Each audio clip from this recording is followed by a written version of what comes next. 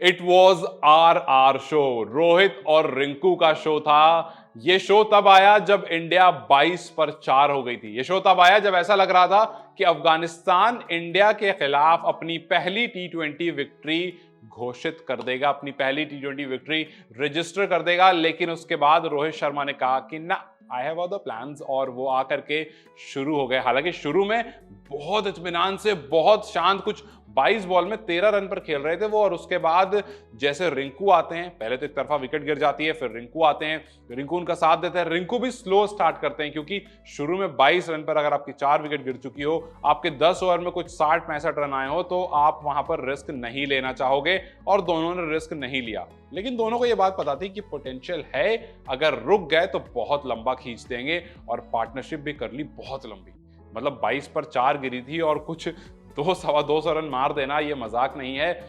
और दोनों not out गए। एक ने 69 करा, एक ने 121 करा 69 बॉलों में, और उसमें 8 छक्के। चिन्ने स्वामी के मैदान में लंबे लंबे 8 छक्के मारे। एक तो खैर बिल्कुल छत पर मार दिया था, वो बस टच होकर नीचे गिर गया, और 11 चौके उन्होंने लगा दिए। तो ये प्रॉपर रोहित शर्मा शो था, ये प्रॉपर रिंकू सिंह का शो था। और इसके बाद रिंकू ने सवाल कर दिया कि जी अब हमें निकालोगे? मतलब आप तो कह रहे थे ना कि टी20 वर्ल्ड कप में जगह नहीं बन पा रही है। रिंकू खेल तो अच्छा रहे हैं, लेकिन कहां पर रखोगे, किसको हटाओगे? रिंकू को लाओगे तो भाई बाहर किसको भेजोगे? और ऐसी बहुत सारी बातें रहती, क्योंकि अभी आपके पास हार्दिक पांड्या नहीं है, अभी आपके पास सूर्य कुमार यादव नहीं है, अभी आपके पास केएल राहुल नहीं है। ये 3 बड़े खिलाड़ी हैं, तो इनको तो टीम में रखना है ना आपको।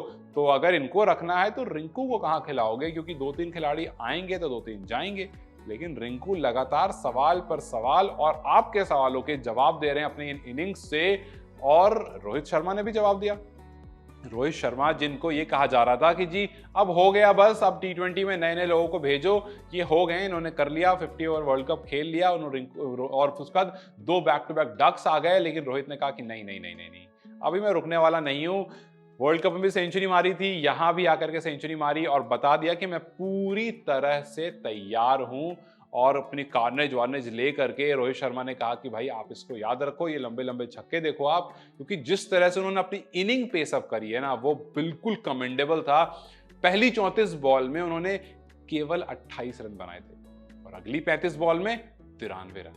मतलब आप सोचिए, 34 बॉल में ये खिलाड़ी 28 रन मारता है। आप ओडीआई के हिसाब से चल रहे, क्यों? क्योंकि दूसरी साइड से विकेट गिर रही है, लगातार विकेट गिर रही है। और उसके बाद अगली जो आप 35 बॉल खेलते हो, उसमें आप किल कर देते हो, उसमें आप 93 रन मार देते हो, उसमें आप बता देते हो कि मैं क्यों सबसे बड़ा हूं। 5th टी20 100 इनका आ जाता है। आज तक इतना किसी का नहीं है। इससे नीचे सूर्य कुमार यादव है, इससे नीचे मैक्सवेल हैं, ये उनके बराबर में जरूर है स्काई के, लेकिन अब इन्होंने एक और मार दिया है और सबसे ऊपर पहुंच गए हैं। तो ये बड़े बड़े रिकॉर्ड से बड़े बड़े छक्के रिंकू सिंह के नाम, रिंकू सिंह की तरफ से, आपको रोहित शर्मा की तरफ से, जिस तरह से इनिंग पेसअप हुई है। लास्ट के 5 ओवर में कुछ 103 रन बनाई है इस टीम, इन दोनों ने मिलकर के।